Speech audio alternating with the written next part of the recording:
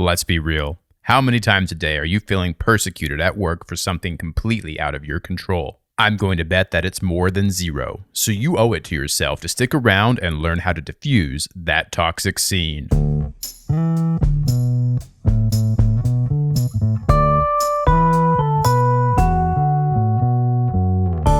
Hello, folks. Thanks for tuning in to another episode of Sound Advice by Glen. I'm your host, Glen Ritchalds. On this show, we take calls from people in need of sound advice, something I, as an HR associate at a large synthetic rubber company, am vicariously entrenched in. Though, as always, I'm likely required to disclose that I'm neither a licensed therapist nor a counselor. Yet, why piddle away over such meaningless details? I've got the skills, you've got the problems, so do yourself a favor and give me a call. And let us not forget to give due praise via the proverbial tip of the hat to the man running all the technical functionings behind the scenes and fielding your calls, a one Mr. Douglas Courtwright, a true jewel of the motherboard. All right, Douglas, do we have anyone queued up on the line? And I'm getting a wink from Douglas that I have no choice but to assume means that we do indeed. Why don't you go ahead and patch them through, Douglas? Hello, thanks for calling Sound Advice by Glen. Who do we have on the line? Hello? Yes, hello. You've reached Sound Advice by Glen. Who do I have the pleasure of speaking with?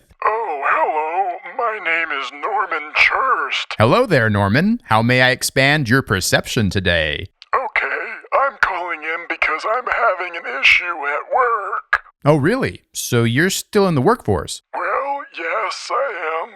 Why would you ask? Oh, no reason. So you were saying? Okay, yes. At work, I've been finding that a particular situation keeps coming up that used to not be a problem at all. It's something that I'm sorry to interrupt, Norman, but I assume that this must be a job that doesn't have any demanding physical requirements, correct? Say what? Oh, I'm just trying to assess a little more about your situation so I can better wrap my mind around the scenario. And I'm having trouble picturing someone sounding, as you do, in a line of work that has demanding physical requirements. Well, it is an office job, so I'm not really engaging Okay, now that makes much more sense picturing you in a scenario that is primarily chair-bound. Well, yes, I do sit most of the day. No, yep, that all makes perfect sense. And I trust they've given you a desk phone that has the ability to greatly increase the inbound call volume, correct? What? Well, case in point. Norman, thanks again for these added details. It certainly helps in painting a better picture of your situation. Please continue. Sure, okay. So as I was saying, more frequently have I been finding myself in a scenario that, to be frank, is quite unexpected. Actually, ageism is quite common in the workplace. What? Oh, don't worry about it, Norman. Why don't you let us know what this unexpected issue is? All right, well, it's a little bit embarrassing. Don't worry about that, Norman. This is a judgment-free zone. Okay, well, to be honest, for the past couple of weeks, I've been finding myself involuntarily passing gas in the office. Oh, gross, really? Yeah. I mean, I'm sorry to hear that, Norman, although this is not entirely unexpected for someone in your state. What? Okay, so Norman, a few quick questions, if I may. All right. Question number 1. Are you saying that this is completely unexpected, meaning you aren't afforded a way to excuse yourself before these gaseous excretions occur? Correct. They are completely without warning. Interesting. Okay, question 2. Am I to assume that these spontaneous gastrointestinal releases are of the audible variety? As a matter of fact, yes. They can be quite boisterous. I see. And last question here, Norman. Would you say these raucous emissions could be defined as odorous? Yes, unfortunately. They are quite pungent. Well, yes, that is quite unfortunate. I'm just really concerned that this is going to make my fellow coworkers not like me anymore. Because this always happens in the middle of a meeting, and I'm starting to get the sense that it's becoming a huge distraction. Well, obviously. What if they don't invite me to happy hour anymore? I'm sure if you can get everyone a senior discount, they'll endure it. What? Well, Norman, I'm not going to lie. You've got yourself a tough situation. Yes, I believe I do. But I've got just a solution to cure this case of frightful flatulence. Well, that'd sure be a blessing. All right, so the next time you are heading out the door to go to work, be sure to bring with you a fluffy pillow. Whatever for. You're just going to have to bear with me here, Norman, as I lay it all out. Okay. As I was saying, you're going to want to bring a fluffy pillow to work. And when I say fluffy, I mean as fluffy as a cheery cloud. All right. And when I say pillow, I mean a pillow that's the size of a couch pillow. Yes, a plush couch pillow should do just the trick. Okay. You can keep this pillow stashed away at your desk, and then the next time you need to go to a meeting, you'll need to remember to take it with you. I'll try. Yeah, I can picture that being hard for you. What? Okay, so this all falls apart, Norman, if you forget to bring it to your meetings. So you need to do the best you can to remember, okay? Tie a string around your finger if you need to, or something like that. Okay. Then, as you walk into your next meeting, just before you sit down, place the plush couch pillow on the chair and sit upon it. All right. From there, you're going to want to covertly remove your belt.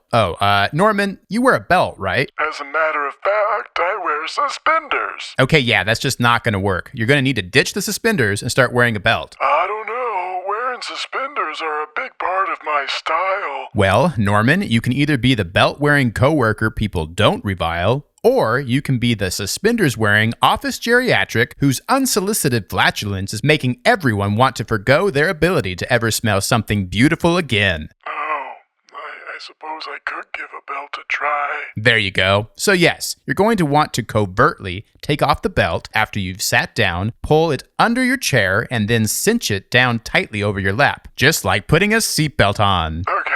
And this tight cinching of your belt around your lap and chair will push your buttocks firmly into the plush couch pillow, thus muffling any unexpected gaseous eruptions you're bound to have. Well, I suppose that could make it quieter. I'd wager it'd lead to no sound at all. I'm just concerned me bringing in a pillow and messing around with my belt might be just too much of a distraction to everyone. Well, first of all, I did use the word covert to describe how you go about this. But regardless, a workspace has to accommodate all employee needs. As an HR associate, you can trust me on that one. I'm not sure. Oh, trust me, Norman, I've seen much more elaborate needs accommodated than what we're talking about here. Oh? Oh, yeah. We once had an employee who had an emotional support animal that they required to be with them at all times in the office. All right. But the kicker was that this emotional support animal was actually an invisible unicorn. What the dickens? We even had to put a water dish in the break room for it.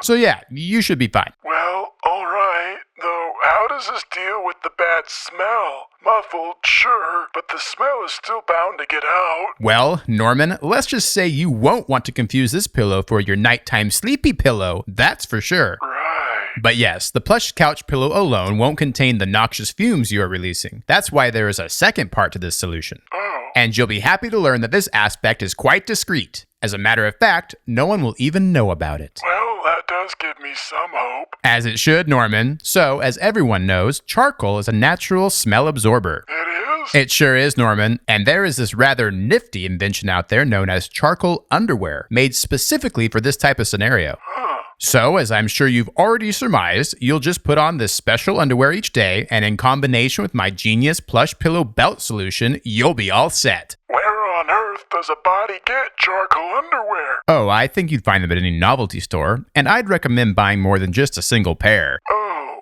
well, I'm concerned I'd have a hard time finding them once I was in the store, and I'd be way too embarrassed to ask an employee for help. Well, Norman, it is what they're there for after all, but I suppose I'm here to provide sound advice that works for the caller. So if you are too sheepish to go out and buy charcoal underwear, I'm confident I can modify this approach to better suit your bashful disposition. Okay, thank you. So you're going to want to purchase a bag of grilling charcoal. Next, you're going to want to lay that bag of charcoal in your driveway so you can take your car and back over it a few times to grind it down into a fine powder. Grind it down? That is, assuming you can still drive. Can you still drive, Norman? Yes. Okay, good, as I can't even imagine a man in your state could lift a hammer to pulverize the coal. What? After the charcoal has been converted to a fine powder, you're going to take the plush couch pillow and remove about half of its internal stuffings. Okay. At that point, you'll simply pour the powdered charcoal into the pillow while leaving a little bit of room for the remaining fluff to still do its muffling job. All right. Then you'll sew the pillow back up, and there you'll have it. A plush pillow that both muffles the sound and quelches the stench of your apparent uncontrollable gas. Huh, all right. I suppose I could maybe give this a try. Oh yeah, this is going to work out great for you, Norman. I just know it. Do you think the fabric of the pillow was woven tightly enough to keep the powdered coal from drizzling out all over the floor? Well, Norman, yes, some of the charcoal is likely to leak out of the pillow. Though, I'd like to take this moment to remind you that that is the type of cleanup scenario janitors are employed for. Oh, And as a reminder, your employer needs to make all reasonable accommodations for their employees, which most certainly includes the employ of janitors to clean up all your fart pillow drizzlings. Land sakes. Frankly, Norman, it's going to be a big badge of honor for your company to be able to accommodate your flatulence issues. They are going to be able to post all about it over social media and job boards as a point of pride and accomplishment. Heck, they might even get to give a couple magazine interviews about how they've accommodated your condition. It's really a win-win scenario for both you and your company. My flatulence accommodation needs are going to be published in a magazine? Oh, that's way more attention than I wanted. Well, Norman, if you were looking for the utmost discretion, maybe you shouldn't have sought sound counsel on a publicly viewable call-in show. What? Well, thanks for reaching out today, Norman, and trusting me to solve your problems. Implement my sound advice just as I laid out, and I think you've got an odorless future ahead of you. Well, that's all I've got time for today, friends. Thanks again for stopping by and taking in some sound advice a la Glen. Please be sure to like this video if you found it helpful, and make sure you subscribe in order to be kept up to date on all my latest videos. Let me know in the comments if you found this advice as helpful as Norman did. Until next time, I'm Glen Ritchalds. Bye-bye.